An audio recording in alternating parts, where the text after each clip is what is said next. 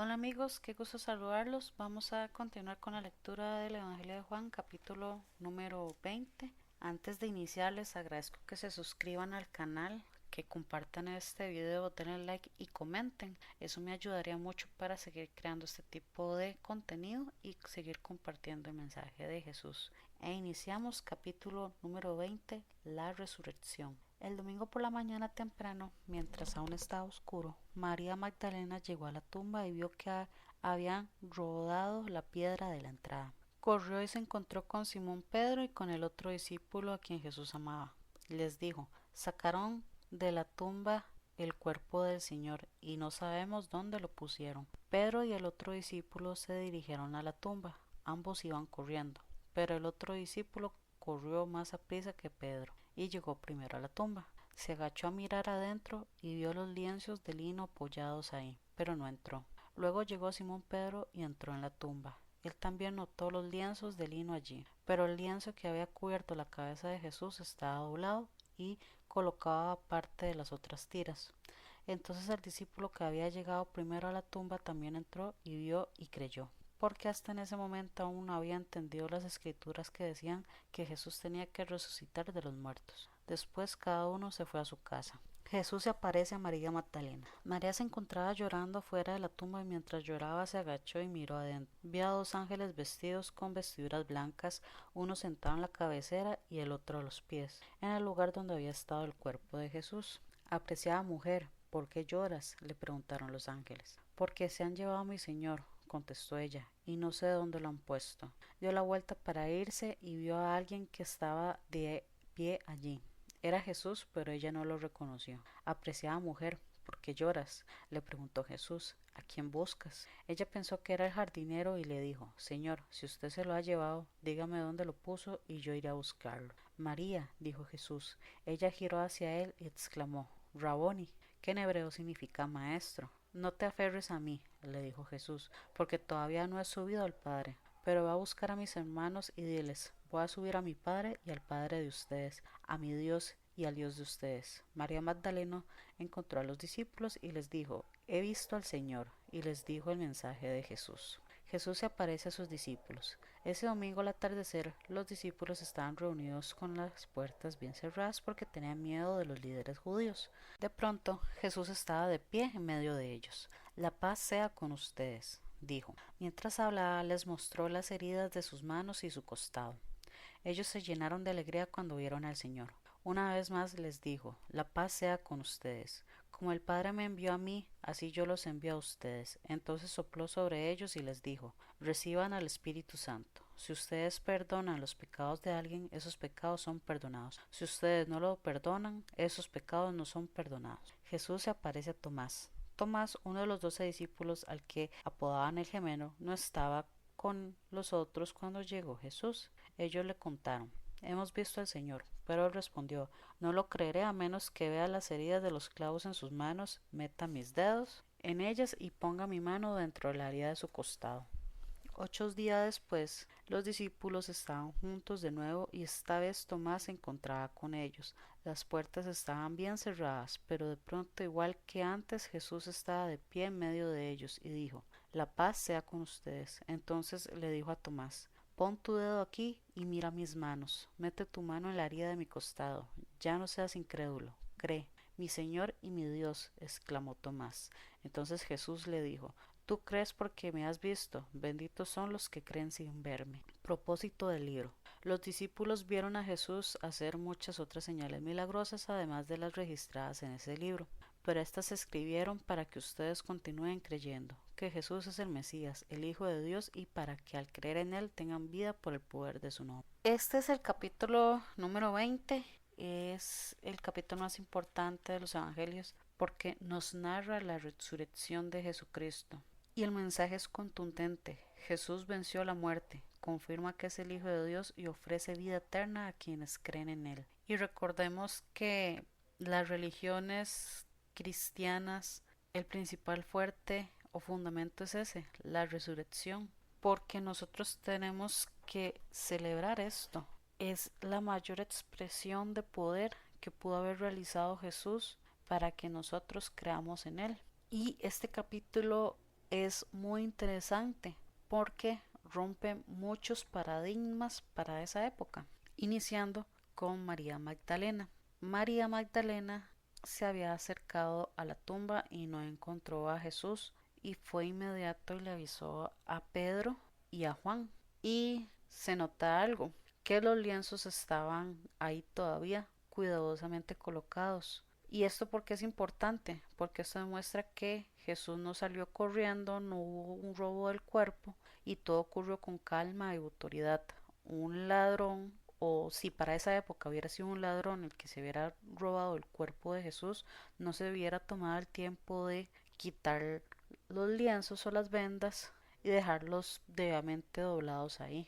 La tumba ya comenzaba a revelar que algo extraordinario había sucedido. Y ahí fue donde Juan creyó, porque él vio y creyó, porque antes no entendía todo lo que decía Jesús, pero cuando vio una tumba vacía y vio los lienzos ahí, entendió que todo el sufrimiento por el cual vivió Jesús tenía un propósito. La fe muchas veces comienza viendo las evidencias antes de comprender todos los detalles. Pero para ese momento ellos aún no han visto a Jesús. Más sin embargo, ¿quién es la primera que ve a Jesús? María Magdalena.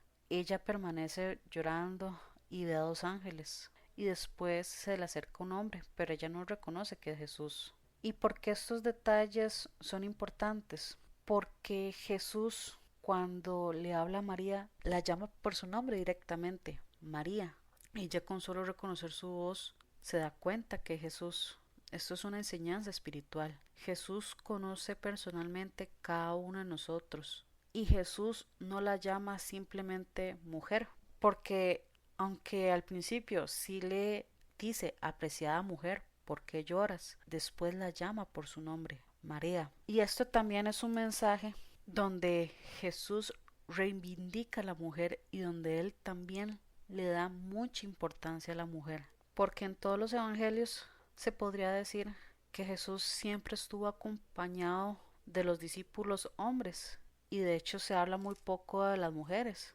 También tenemos que entender el contexto de la época, donde las mujeres eran más relegadas a labores domésticas o a otra clase de trabajos. Mas sin embargo, Jesús o Dios decidió revelar su mayor milagro, que es la resurrección, al frente de una mujer, y no simplemente llamarla mujer, sino llamarla directamente por su nombre. Esto es un mensaje para todas las mujeres, para que entendamos que para Dios no hay diferenciación entre hombres y mujeres. Los dos somos igual de importantes para Él. Y después en el versículo 17 se nos indica, no te aferres a mí, le dijo Jesús. Eso también puede tener un significado espiritual, porque para esa época, para ellos, los discípulos y los seguidores de Jesús y María Magdalena tenían a Jesús hecho hombre. Lo podían tocar, lo podían abrazar, podían conversar con él, podían reír con él. Pero Jesús, al indicarle no te aferres a mí, no le está queriendo decir que entonces ya lo olvide y que ya no recuerde más a él, sino que ahora va a haber una nueva forma de conversar con él y de tenerlo cerca, porque él va a subir con Dios, pero sí nos va a dejar un regalo. Y en los capítulos pasados hemos hablado de esto. El regalo que nos da Jesús es el Espíritu Santo. Y después ya Jesús se le aparece a los discípulos. Ellos están encerrados por miedo, pero después Jesús aparece en medio de ellos con las palabras, la paz sea con ustedes. Y aunque suene una frase simple, es una frase muy poderosa, porque esta paz representa reconciliación con Dios, perdón, restauración y esperanza. Y después, en el versículo 22, aquí es donde Jesús da el Espíritu Santo, porque aunque Él se va, sí nos deja este hermoso regalo. Ahora, aquí Jesús nos deja una instrucción también muy importante que muchas personas pasan por desapercibido. Es a partir del versículo 23 que se nos indica, si ustedes perdonan los pecados de alguien, esos pecados son perdonados. Si ustedes no los perdonan, esos pecados no son perdonados. Eso quiere decir que aunque el que nos va a juzgar y el que perdona nuestros pecados es Dios o Jesús, nosotros como seres humanos también tenemos que tener la capacidad y la empatía para perdonar los pecados de alguien más, sobre todo cuando esos pecados nos perjudican a nosotros. Ahora hay que aprender la diferencia entre perdonar y convivir con esa persona, porque no necesariamente quiere decir que nosotros tenemos que perdonar a alguien y ahora tenemos que ser el mejor amigo de esa persona. No, simplemente es llegar, perdonarlo, desearle buena suerte, que ojalá cambie para bien y nosotros seguir por nuestro camino. Perdonar no significa que ahora tenemos que llevarnos bien con alguien que nos caiga mal porque tal vez nos hizo algún daño. Perdonar significa tener la conciencia limpia de que nosotros actuamos de la mejor manera, le deseamos el bien a esa persona, pero eso sí, nosotros vamos a continuar por nuestro camino. Si esa persona decide cambiar, ya es ganancia, porque él va a cambiar tanto para beneficio de él mismo, también como para beneficio de los demás. Pero si esa persona no cambia, puede sonar un poco triste, pero ya eso no está en injerencia de nosotros. Ya nosotros cumplimos con perdonar. Después se nos indica el acontecimiento de Tomás, que Tomás indica que él no cree aún porque no ha visto a Jesús, pero nuevamente cuando Jesús vuelve a aparecer, nuevamente indica la paz sea con ustedes. Y en eso Tomás mira las manos de Jesús y las heridas de Jesús, y es donde él indica mi Señor y mi Dios. Aquí es donde Jesús hace un cuestionamiento muy fuerte.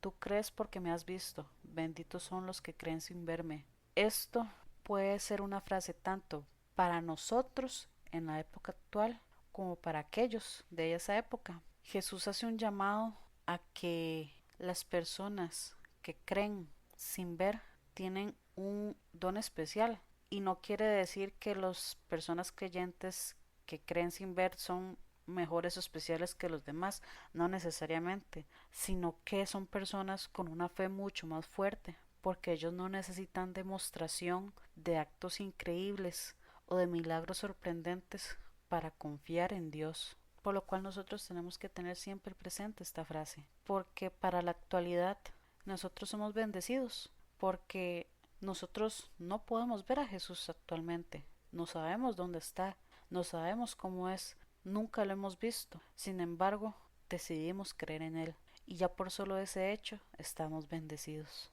Y después, para finalizar el capítulo, hay una descripción muy interesante que es el propósito del libro. Juan explica por qué escribió este evangelio. Este es el propósito de todo el libro. No pretende registrar absolutamente todos los milagros de Jesús. Selecciona aquellos que muestran quién es Él y que conducen a la fe. Por lo cual podemos concluir lo siguiente.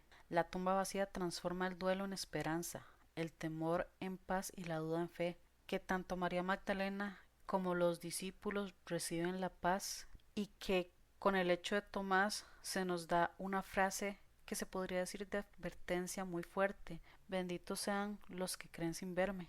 Esto concluye que el Evangelio de Juan tiene el propósito de llevarnos a creer que Jesús es el Mesías, el Hijo de Dios, y que si creemos en Él vamos a tener vida eterna. La resurrección no es solo un hecho del pasado, es el fundamento de la esperanza y de la nueva vida para todos los que ponen su confianza en Cristo y en Dios. Y espero que les haya gustado este capítulo. Si ustedes entendieron alguna otra cosa, me gustaría leerlos. Les recuerdo nuevamente que se suscriban, que le den like y que compartan este video. De verdad me ayudaría mucho a seguir creando contenido, y nos vemos para la próxima. Muchas bendiciones. Chao.